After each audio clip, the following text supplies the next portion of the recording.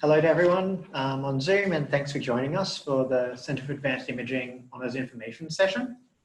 My name's Jake Hatwell. I'm a PhD candidate here at the Centre, and I'm just going to be emceeing for today. So just starting with a quick overview. Today, we'll be giving a brief overview of what we do here at the Centre, and then hearing from several past and present honours students about what their experience with honours at the Centre was like, and their pathways in their academic careers. We'll also be hearing from Associate Professor Martijn Cloos, as well as Dr. Yanni. Sorry, yeah. Your slides, you need to swap the screen. I have to swap screens? Yes. Oop. I always forget how it works, but we're seeing your presentation view and we don't see that. Oh, you're seeing which view? You're seeing the slide? PowerPoint? Yeah, there's always something. There's always something. Technical difficulties.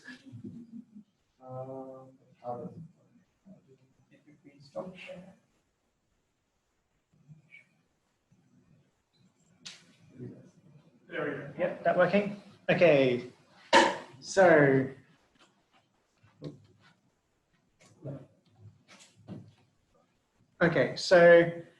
just as a precursor, today we'll be featuring a number of research groups from inside the Centre.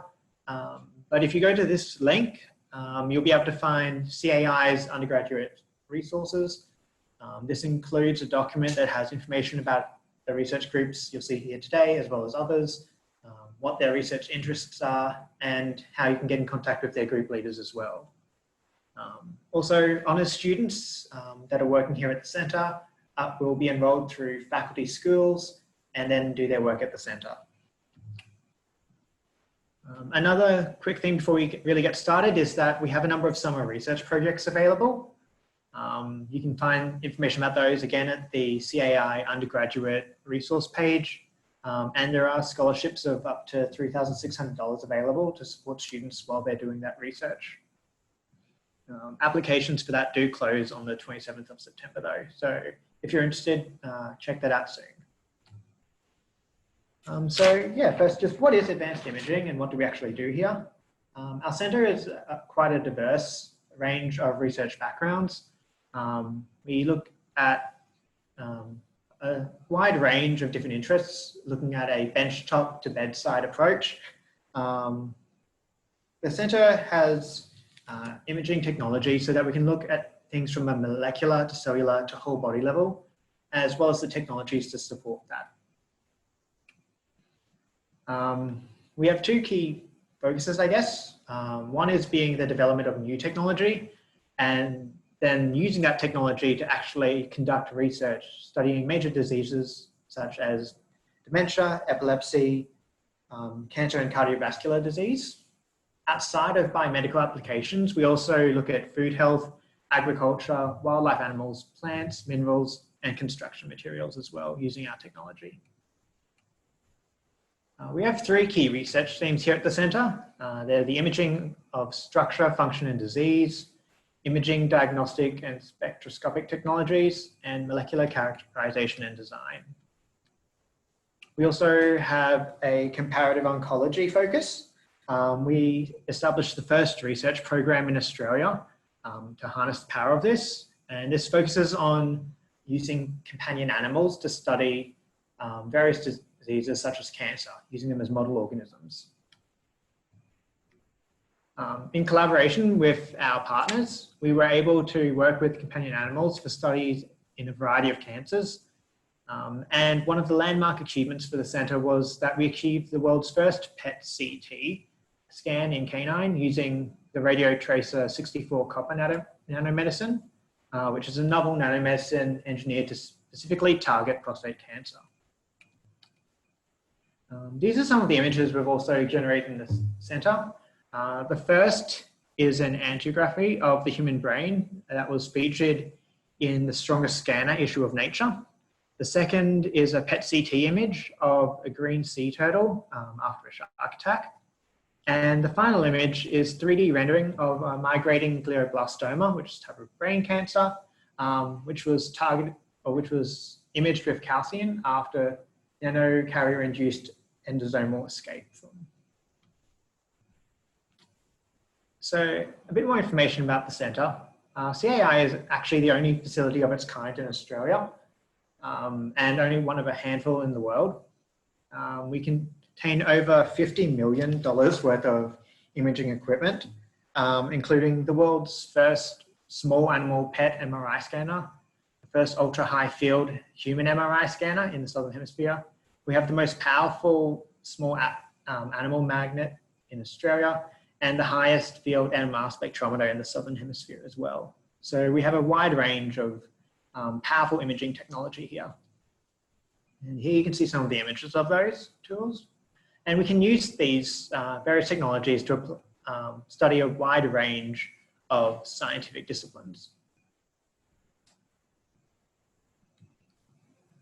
So today is all about the honours, and we get information about doing honours here at the centre. So honours students at the centre have come from a wide range of backgrounds, from a wide range of faculties as well. And whilst we do have a large component of the centre's research on imaging technologies, there are a wide range of and diverse range of different projects available here. And these are some of the examples of research areas. I'm not going to read them all out because that would take quite a while. So we're based here on the St. Lucia campus at Building 57. You can take a virtual tour of our centre, which I'm told is pretty awesome, from the CAI homepage, or you can also look us up on the UQ map. And this is a picture of the centre. We're back onto the Walter Harris Oval. So what we're going to do now is we're going to hear from a few of the researchers in the building. These are either PhD candidates, honours students, or actual doctor researchers in the building. I can only dream of that one day. So I'll start things off. So my research focus here at CAI is working with metabolic networks. If you think of metabolism and the processes, biochemical processes that happen in a cell, a bit like a spider's web. If you disturb that spider's web, it causes vibrations that reverberate through the web. In the same way, if you mess with a metabolic network, you cause a wide range of downstream effects, and these often lead to disease. Anyone who's done any biochemistry in undergrad probably has seen these network diagrams before. They're a complicated tangle of compounds and reactions. What I do in my work is that I take those metabolic networks and I convert them into digital models that we can then use in combination with data we collect in the lab to simulate the cells under different conditions and actually virtually simulate life, essentially. And this is a network diagram of the metabolic network of C. elegans, which is the model organism I'm currently working to generate a genome scale model of. So one of the things we were asked to do today was give a bit of a background on our scientific journey, I guess, through honours. So I started in a chemistry dual major at UQ and then changed my mind about what I wanted to do quite a lot as I moved from subject to subject in my undergrad and went, oh, this is really cool. Oh, this is really cool. And really had no idea what I wanted to do until I suddenly found myself towards the end of third year going, oh no, what am I going to do? So at that point, then I reached out to one of my lecturers who had mentioned he had projects available, Dr. Horst Schürer, and got in contact with him. He emailed me back, which was really exciting. And because I still had a semester left, I chose to do one of the undergraduate research experience subjects. And so I spent a semester working in Dr. Schürer's lab. And then after that, I then moved to do my honours with Dr. Schürer again, this time in computational biology, because I still didn't really know what I wanted to do. After I did my honours, then I took a year break to do family and life stuff, and then came back to do my PhD. which is where I am now. So a bit about working at CAI. My work is a bit different to most people in the centres in that everything I do is computational, so I don't actually do any wet lab or use any of those fancy instruments I was talking about. But as a research subject, my day is fairly self-driven. I set my own routines, and I just want to really stress that in honours, a healthy routine is really important, because it doesn't matter how brilliant you are or how driven you are to succeed. If you're completely burnt out, you're not going to be able to get anything done. But my typical day, I'm a morning person, so I tend to get in a bit earlier than most people. I'll check my emails and get a coffee, maybe read a paper while I'm doing that. I'll write code, analyze data, or write papers, and then have lunch. And then the afternoon is essentially a rinse and repeat cycle of working, coffee, working, coffee, working, until it's home time. And yeah, it's really good because it's a large research project, and this is applicable to honours as well as PhD. It means that there's generally a variety of tasks you can be working on. So if you find yourself just walled by a particular task, there's something else you can be doing. Everyone here at the centre is also super friendly. My lab group is essentially a second family to me. Some of my closest friends. And it creates a really good working environment. You've got a lot of support. And again, one of the advantages of CAI is that everyone there's a vast range of diverse scientific backgrounds. And this means that you can get support on any questions you might be having. There are just so much expertise in the building, and it's a really powerful resource, I guess, to be able to tap into. And yeah, that's all of my slides. So we're going to pass over now to Caitlin Yard, who's doing her honours here at the centre at the moment.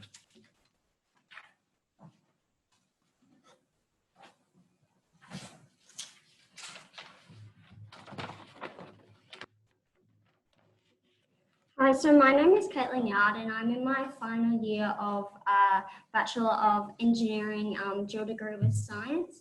So majoring in biomedical and electrical engineering. So I am currently undertaking a year-long honours thesis project at the CAI, looking at whole brain myelin mapping and fibre orientation assessment using MRI. So my professor is Marcus Barth, and I initially started working under Dr. Tanima Ali, but she has since relocated to Sydney. So I'm now working under Dr. Stefan Bowman.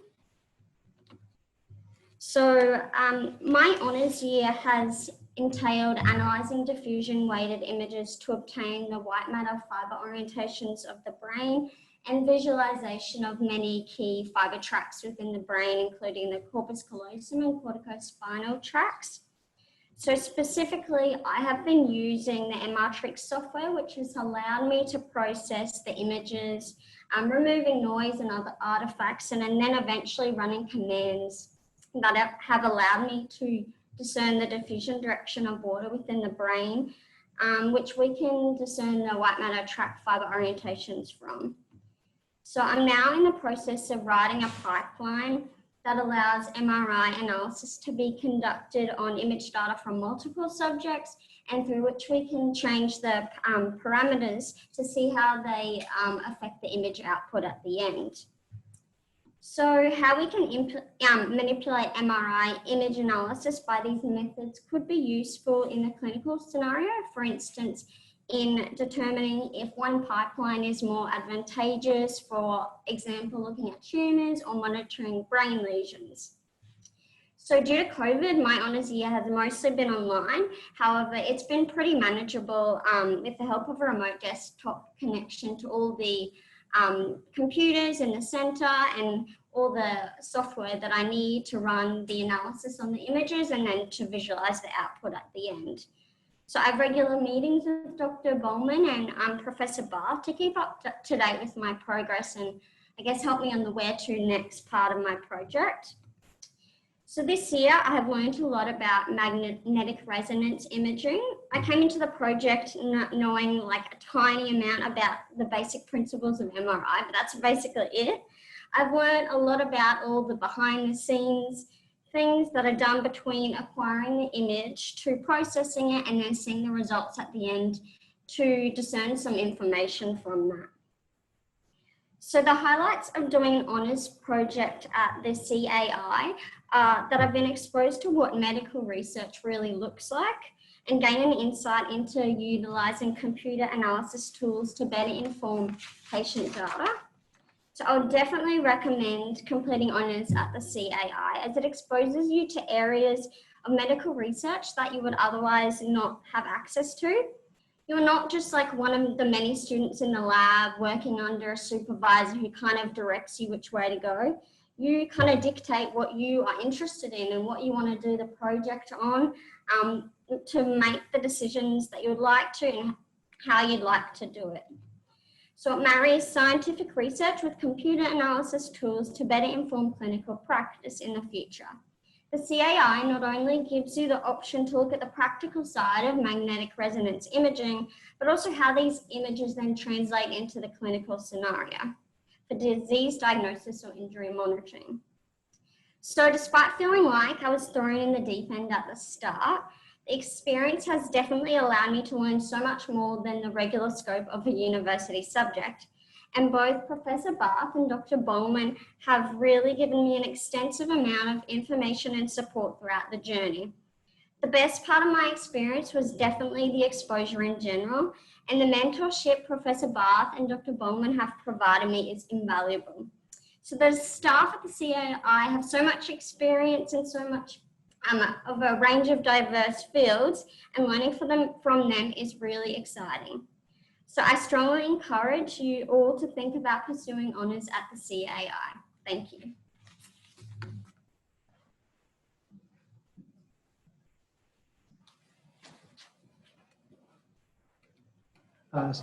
Yep.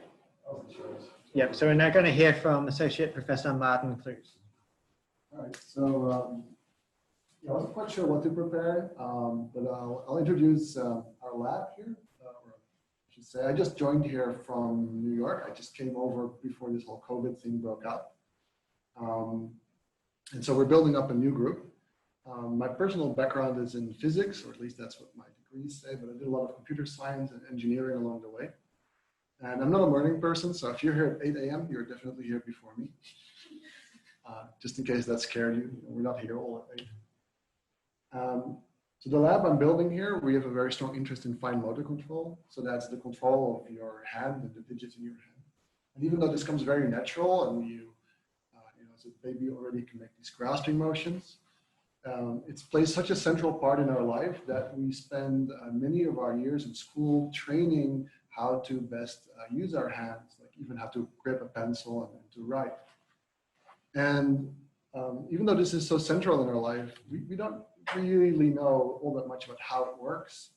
And so we are really interested in decoding and understanding how the brain implements and allows us to make these very dexterous and small motions that allow us to do things like writing. And for that, we zoom in on this very small area of the brain, which is the motor cortex, which, it has this really nice representation. You can see all the different parts of the body represented on the motor cortex. But what we want to do is then zoom in on the hand and fingers itself and see how these circuits work inside the brain. And so you zoom in, you can see that the cortex, the part that does all the computations in the brain, consists out of multiple layers. And what we want to do is see how the information flows between these layers to see and how we can process information to do these complex actions. And to do that, we use our favorite toy here. This is the 7 Tesla MRI system.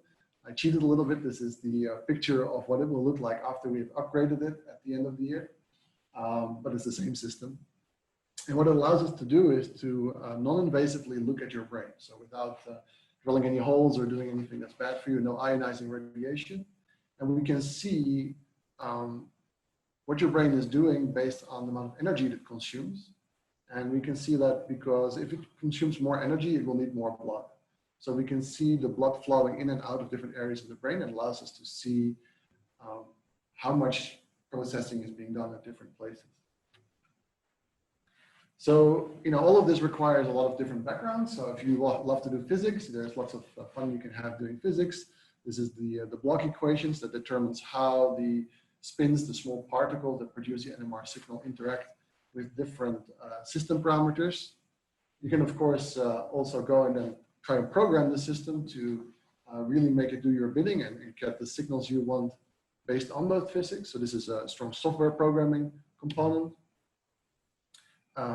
Even if you have the sequence implemented, you get a lot of data that you may want to do processing with, like we've seen in the previous talk. So there's a lot of post-processing, writing software to analyze the data. And then what I consider one of the most fun parts is you get to mess with the system and build your own tools to really modify it and get the best possible performance. So this is something that we did just before I came here, just in New York. It's one thing to look at the brain. We also wanted to look at the hand itself. So we built this glove coil that allows you to freely move your hand while you're in the MR scanner. And we can see how the joints and muscles move inside your hand. And this was very well received. It's been all over in the media. We did some fun things like spelling MRI in sign language and visualizing all the muscles in the hand. And so now here, we're going to take that to another level. And what we want to do is build a real-time feedback loop where you can move your hand while you're in the scanner. And we can project a virtual image of your hand to you while you're in the scanner. So you can interact with objects and do natural behavioral things like grasping objects. And all the time while you're doing that, we can look at your brain and see how the information is flowing through the brain. So I thought I'd also give an example of maybe not an honors project, but maybe something for a summer project. So a lot of technical aspects that we would like to improve on. And one of the things is that we really don't want subjects to move while they're in the scanner, which is a bit counterintuitive if we want them to move their hand. So what we want is we don't want them to move their brain, because that's the part that we're going to be imaging. So one of the things that we want to do is make custom 3D foam liners. So when you go into the scanner, you lie down and your head goes into this coil. And normally we just put some cushions around it to hold you in place. But that's not ideal. So what we want to do is scan your head. We've got some tools available here now that you can just sit down on a chair. It uses an iPad or an iPhone, and we can get a 3D model of your head. And then we want to transform this into a custom casing, a foam liner that will perfectly fit you and fit inside the coil so that you're kind of comfortably locked in position. It won't, we won't nail you to the bed, but it will just hold you comfortably in the right position. And so, people have tried this before for clinical systems where you have a somewhat larger coil. And the challenge for us is, can we do this for our high-end 7 Tesla system? So we've got the tools to go and build these ourselves, but we need to design the software and the platform to have a pipeline. If somebody comes in, we can scan them, make the casing, make this foam liner, and then scan them after. And of course, there are lots of other projects we could do. This is one summer project we have available right now. So yeah, if you're interested, please shoot me an email and let me know.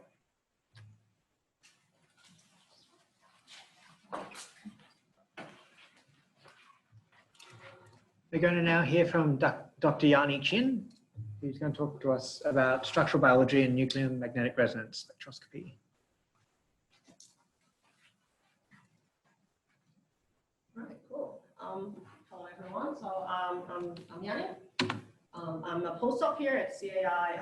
I actually just joined here at CAI since January this year. So before I tell you exactly what I do, what sort of research I do here, I thought I would just take you through my scientific or academic journey a little bit as well to see if I can convince you that doing honors is actually a really good idea. So I did my undergraduate degree in medicinal chemistry at Monash University in Melbourne. And at the end of the degree, I guess I was just as lost as everyone. I wasn't thinking to continue my study, but I also didn't know what I could do. Like I didn't know what sort of job would actually appreciate a degree in medicine and chemistry. So I talked to my favorite lecturer back then, and he offered me a position to do like a summer scholarship as a research assistant in his lab. So that 2 to 3 months of time was really fun. So I was doing like the pretty standard routine work, making buffers and all this stuff in the lab. I found it really quite enjoyable. So I agreed to do honors after that, and it turns out to be the best decision ever. So in my honors, I was on a project that did drug discovery, had this drug discovery sort of direction. Basically, we had this protein target where, which is implicated in antimicrobial sort of drug discovery sort of, area. So what I did was to screen that target over against hundreds of small molecules and hope to find one that can become some sort of drug lead. So that year, that project went so well that I was convinced that like I would find something and you know, like I can find like the best antimicrobial in the world and, you know, save humanity and get a Nobel Prize and make millions of dollars. That sort of thing, obviously that didn't happen. But it was still a very, very terrific experience for me. And I did become the top of the class that year. So doing a PhD after that was a no-brainer for me at that time. So my PhD, I had a bit more flexibility in terms of developing my PhD project. But I did start with something similar from my honors year, so some sort of drug screening sort of project.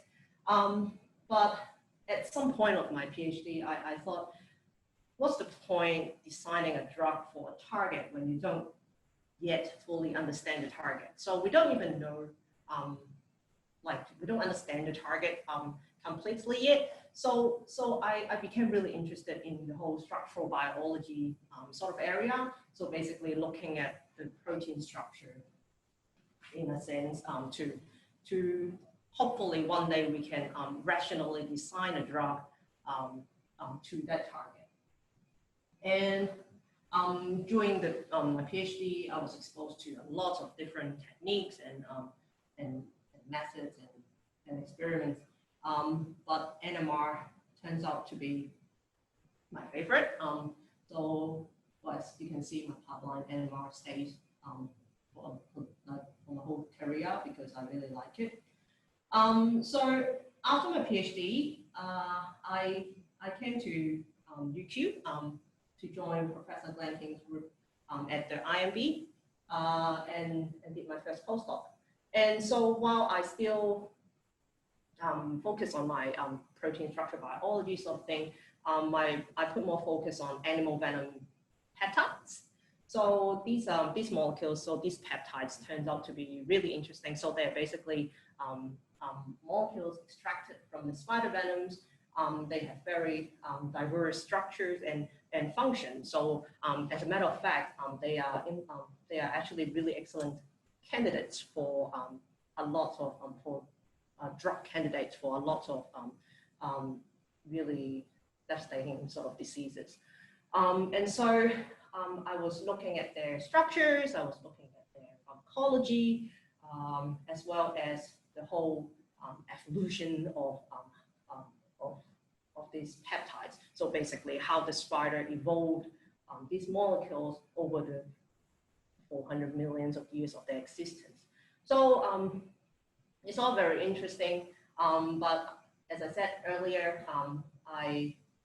this year I moved to the CAI to join Associate Professor Mehdi Mobley's group here.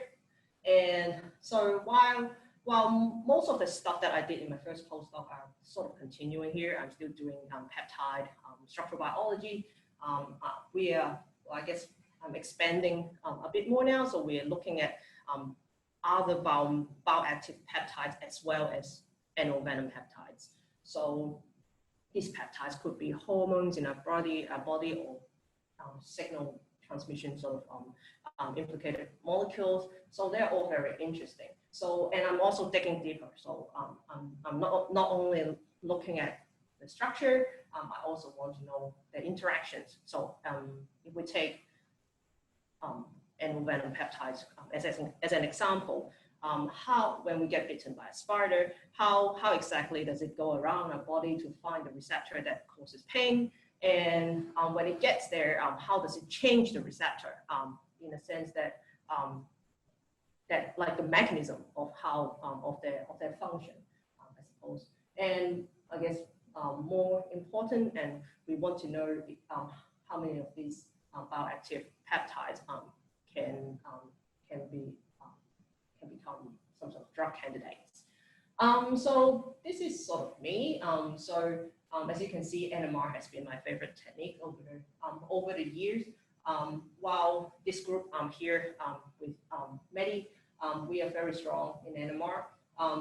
It doesn't have to be your thing. So we also use a lot of other different biophysical techniques in our everyday sort of routine work. And this is the guy, so very the boss. So he's very friendly, and I don't know if you can find anyone better to learn NMR from in Brisbane. He's a really good mentor. And so as I mentioned, so the group here is interested in peptides, especially disulfide-rich peptides. We do structural biology, we do molecular interactions and all sort of things, while biomolecular NMR is our strongest sort of area. We're not limited to NMR only. So we routinely use mass spectrometry, cryo-EM, and all sort of biophysical techniques. And we would always encourage students to try as many new things or as many new techniques as they can to sort of see what they are really interested in.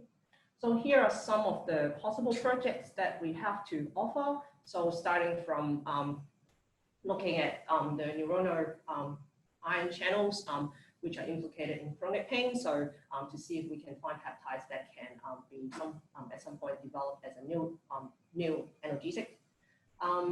We also have recently discovered this really exciting class of peptides, and they can actually potentially be developed as a drug molecules for Alzheimer's disease. So that's really quite exciting. And we also have this project that we look at these double domain peptides, and we found all these peptides from nature and using bioinformatics sort of methods, and the whole process is actually quite interesting. So there's a lot of things going on in this lab. So we, while I guess from my experience, honors was the year that really let me develop my interest in scientific research. And I really hope that we can help you do yours, right? And you're not limited to just doing NMR with us, so you'll be learning a lot of different biophysical or even molecular biology sort of techniques in our lab. And so if you're interested in anything that I just said, contact me or Medi, and good luck with your career. Thank you.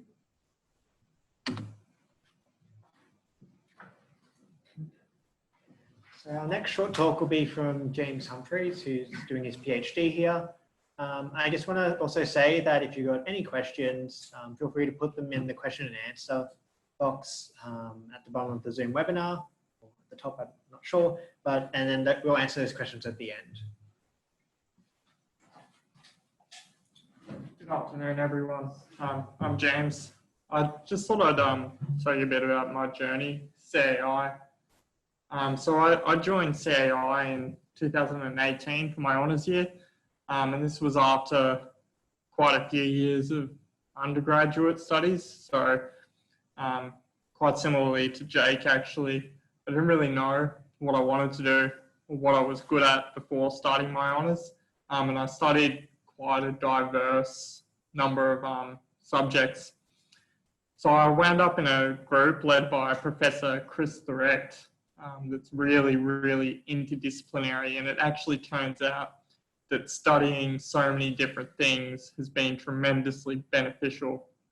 So I joined and sort of started working as a polymer chemist, but since finishing my honours year and starting my PhD, I've really expanded my skill set to encompass a lot of biochemistry and animal imaging, as well as radiochemistry.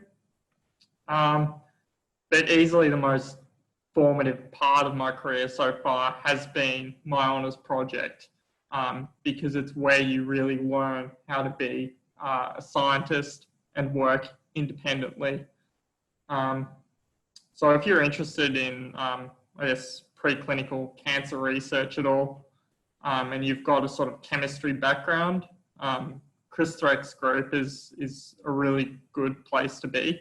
But within the centre itself, one of the nicest things is that there are so many different research groups working on different things. And this actually turns out to be really beneficial, because if you're working in an interdisciplinary research group like I am, and you get questions about like molecular biology, there are people in the centre that you can go and talk to get useful answers. And this is an environment that, at least in my experience, is quite uncommon. So it's a really good selling point for doing your honours at the CAI. Anyway, that's me. Okay, and our final short talk is from Alexandra Gloria, who's also doing her PhD here at the centre. Thank you, Jake. So I'd like to start off by just describing what my undergrad was like. So I started like between 2015 and 2018, it was my undergrad years. I started off in semester 1 of 2015 doing a Bachelor of Arts, where I wanted to major in philosophy and ancient history, but in semester 2, I decided to go back to my high school roots and do science. But however, throughout the entirety of my undergrad, like everyone else, I didn't know what on earth I wanted to do. So I decided to do a lot of volunteering. So from semester 2, around my second year, I started volunteering in Associate Professor Brian Fry's Venom Evolution Lab at the School of Biological Sciences. And in my third year, that's when I started to sort of ramp things up. So at some stage, I was volunteering in like 2 or 3 labs at once on top of my studies. So in semester 1 of my third year, I volunteered in Professor Liz Gillam's cytochrome P450 lab at SCMB. You guys might know her if you did second year Biop 2000 or Biop 3000. Semester 2, I tried my hand in physics. So I volunteered in Professor Helena Rubinstein Dunlop's optical and micromanipulation lab, so the laser tweezers lab. And in summer, I volunteered in Dr. Hoashira's group here in CAI. So finally, in 2018, I graduated with a Bachelor of Science, where I decided on a major. I decided to major in biochemistry and molecular biology. And in semester 2, I decided to stay on in the Shira group to do my honours. So my honours was between 2018 and 2019, where I did a joint project with CAI and Cyro Agriculture, where I focused on analysing the metabolic effects of heat stress in cattle using NMR-based metabolomics and systems biology. So most of my stuff is computational work with the occasional wet lab work. And on top of all that, during my honours and my undergrad, I was working part-time at Big W. I would also like to stress that no matter what anyone tells you, honours is definitely not an all work and no play year. You are allowed to have a life. In fact, you are encouraged to have a life, otherwise you will go nuts. But it is true that honours is a very difficult year, but it's super rewarding. You're going to make lots of new friends. You can have so many great experiences, and I thoroughly enjoyed my time. So after honours, middle of 2019, I graduated and I started my work in scientific illustration. So as you can see on the left side of the slide is just one of the figures that I've made up for the Threck group, James' group, for a paper that they published late 2019. And after that, I started working in industry as a lab tech, working in a clinical trials company, QPharm, which, fun fact, is also the clinical trials company that's currently trialing the UQ COVID vaccine. So it's like going around in circles. So yeah, those pictures I would also like to reiterate were taken pre-COVID. I really enjoyed my time in the company. I had so much fun. I made loads of new friends and gained a lot of experiences. However, middle of 2020, I decided to return to CAI to start my PhD in applied metabolomics. So continuing my work with CSIRO and Dr. Hoshira, where I wanted to expand my research from looking at heat stress in cattle into other produce animals such as pigs. And so, yes, that's my story. If you have any questions about the Shira Metabolomics group, feel free to email us or look us up in the CAI website. Thank you.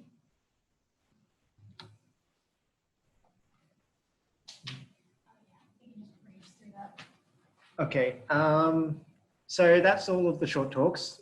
This is just a quick advertisement of sorts from Associate Professor Rajiv Hala, looking for honours students to potentially do a project in inorganic chemistry, looking at the design and synthesis of a series of new ligands which will rapidly form stable metal complexes with a range of transition metal ions. So if that sounds like something you'd be interested in or matches your skill set, yeah, send an email about that.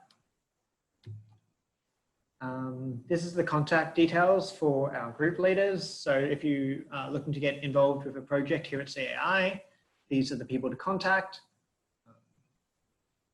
And again, all this information is available in the CAI research guide as well.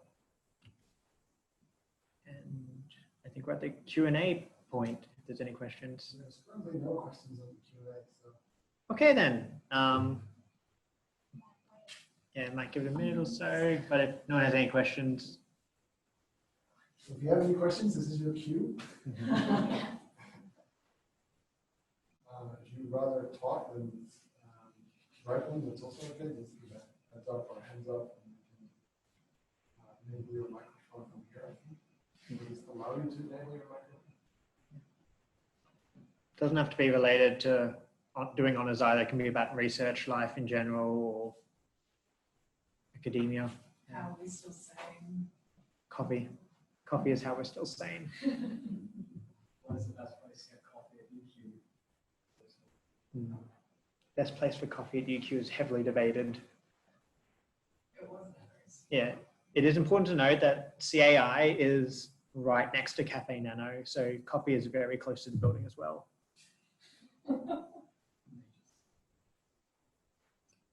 Drinks the most coffee. Oh, no. I drink probably the most coffee, but half of it is decaf, because otherwise I get tremors. It's funny how coffee is sort of a standard that appears in every lab. It really is, yeah. There's a lab in oh, we got a question. Yay! Okay. They want us to stop talking about coffee. Is it difficult to maintain your work-life balance, particularly during postgraduate research?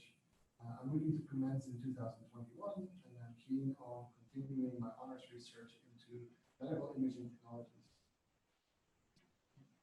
So, who do we just want to like all pop in and answer here? I guess I'll just start. Work-life balance is pretty hard to get right. I don't think people really ever get it perfect. It's a matter of regularly making sure that you set aside the time to assess how you're going and see, do I need to adjust stuff? Am I dealing with this level of workload okay?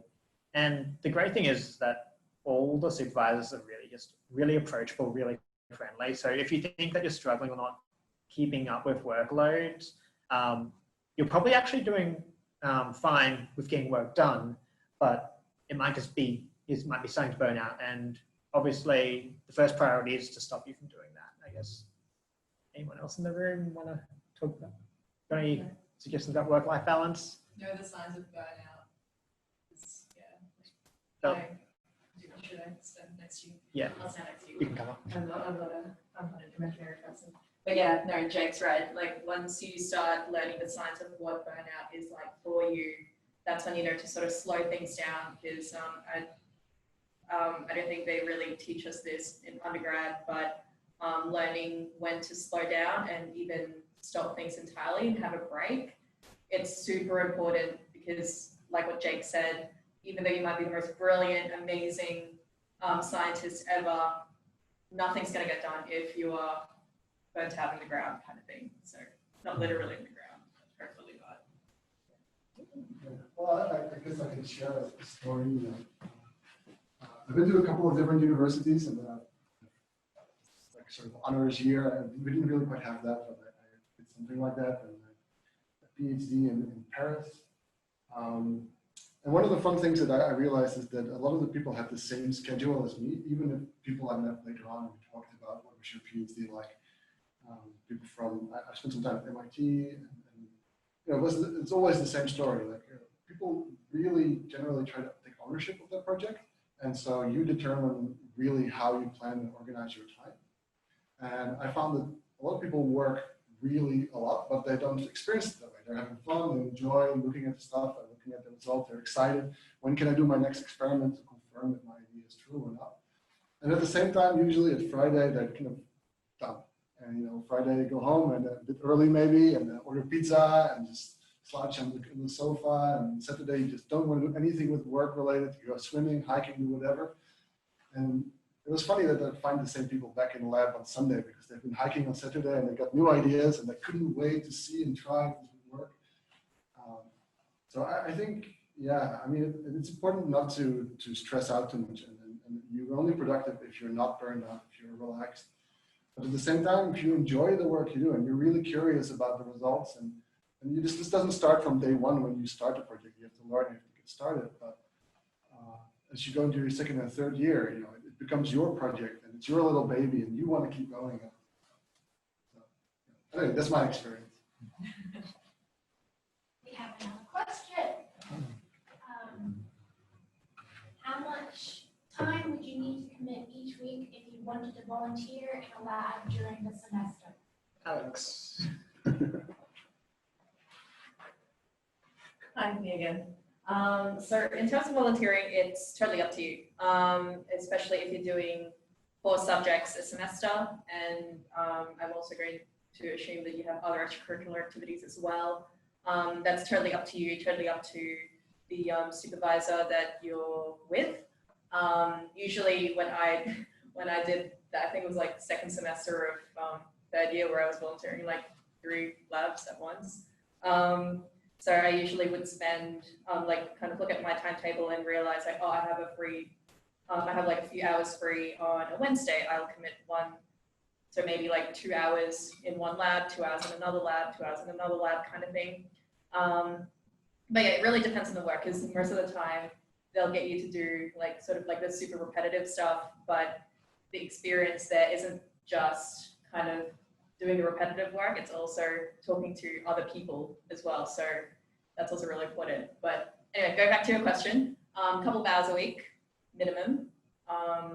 And yeah, so treat it like a mini internship as well. So yeah.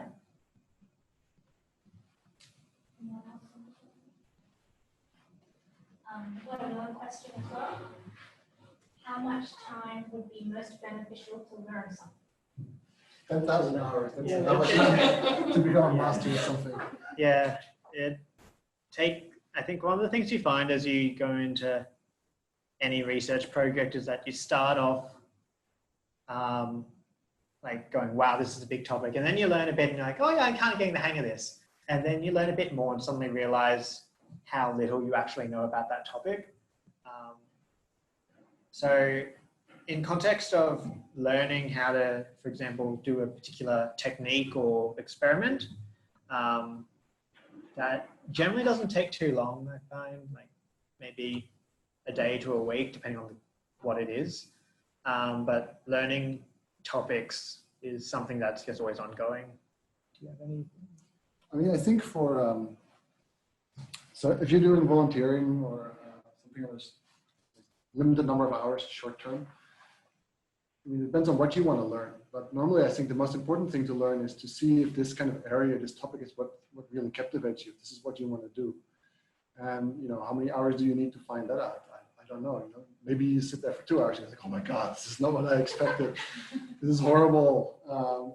Hopefully it's the opposite. And the more time you spend, the more different aspects of that project, of that field you get to see. And also depends a lot on which hours you're available. If you're only available between I don't know, 4 and 6 because you have many courses, then it may limit you to experience certain things. If they're scanning human volunteers that typically arrive, I don't know, around their lunch break. This was in France. A lot of the volunteers, they use their lunch break to make a bit of extra money coming for a $50 scan. But if you're only there in the afternoon, you will never be able to experience that. So I think, you know, the more time you invest, the more you can learn, but it depends on what you want to learn. And I think the most important thing is to see if this topic, this field of research is something that you're really passionate about, or that you can see yourself really digging into. Can Judy answer that as well? No. Any more questions, Mary? Not so far, maybe ask Okay. if anybody else has any final questions. So any final questions? Otherwise, we'll, I think, wrap things up. Let's go to the next slide. Did you have the information about the research guide on one of these slides? Yeah, it's right at the beginning. Oh, very good. Or Okay. back on the study page. Zoom. Okay. Getting there. Okay, I'll just leave that there while we wait for any last questions, I guess. Again, if you're interested in doing a project at the center, that link is your best resource to find a supervisor. So definitely visit the undergraduate study page. I guess I can volunteer one bit of information, just adding on to what I said earlier. I think it's very good to just try a lot of different things, and having negative experiences, finding something you don't like is equally valuable to finding something you really do like. And even later on, if you're applying to do a PhD in a different group and you have your interview, I think it's much better to have a candidate who tells me, oh, I tried all these things and I know I really don't want to do this thing because I tried that and it was horrible, it's something I didn't like. And I didn't like this thing, and this was kind of cool, and I would like this other project I did was kind of interesting. I would like to combine those things, and I think your lab is really well suited for my interest. That is way better than have somebody who just looked at and said, okay, this topic sounds cool, I'm going to try it. Because I know when you tell me those things that you really thought about it, you have a little bit of experience, and yeah, you know that you might like this. So, you know, even trying things and finding out that were not for you, that's still a great value. So. Yeah, can say anything. Just if you have the time, please try and do some of these projects.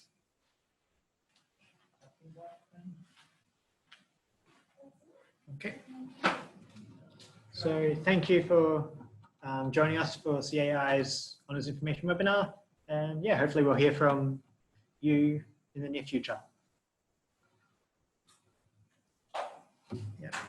You done?